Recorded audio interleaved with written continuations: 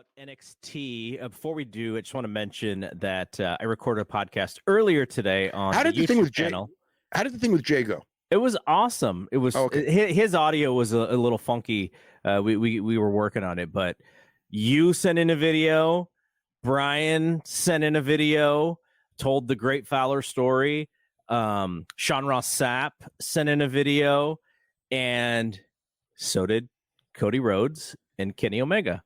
So we got to play those videos on the show, which are really cool. The Forbidden Door podcast is what Jay called it, because we had WWE guys and AEW guys, which was really cool. And I think the people who are watching live got a kick out of it. So it's just up there. It's in the YouTube channel on F4W's YouTube channel. You can see it under the live banner if you wanted to check that out.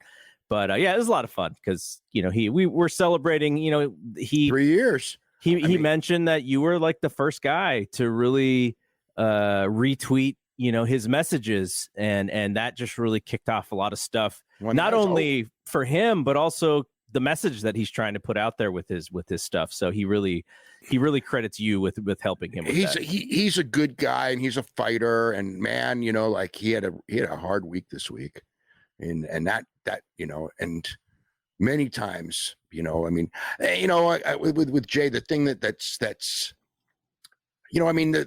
he's had, again, he's living on borrowed time. Yep. I mean, it was not supposed to be 3 years, and he's made 3 years.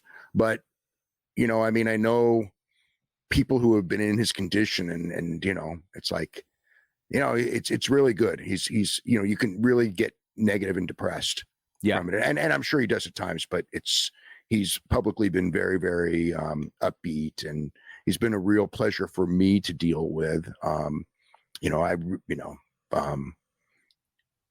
just, whatever. I really like the guy a lot, and it's just been dealt a really tough hand, and he's a great wrestling fan. He's really into it, and and he's got a lot of guys who are very, very supportive of him. That's what he uses, that really positive energy to keep pushing and to keep doing the things that he wants to do.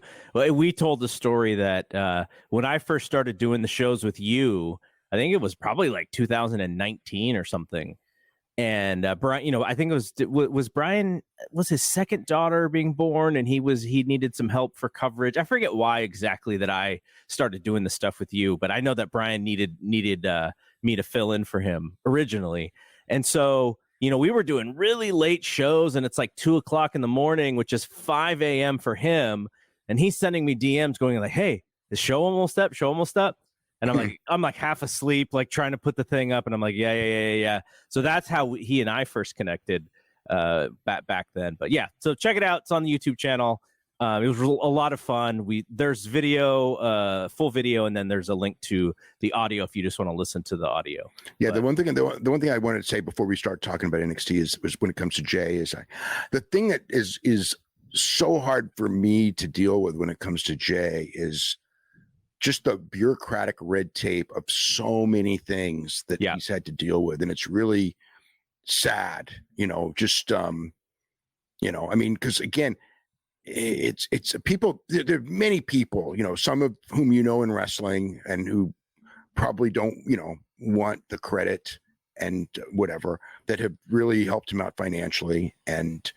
But so much it's just so much weird, red tape that is so bad. And even like, I don't even want to get into it, but it's been, some of that aspect has been very frustrating as far as what you learn about situations and some people, hasn't been that good. And, but overall, I mean, Jay's been a great inspiration to many, many people, and he's a great fighter. And, that's, the community that we know, I guess one person I do want to mention, who's our friend, John Quinn, has done so much. And John, he's never taken credit, and he's not like a big wrestling star, but John has really become a great friend of Jay's. And like I said, John has never gotten credit, and I really do want to give him a lot of credit for, a lot of stuff that he's done for Jay.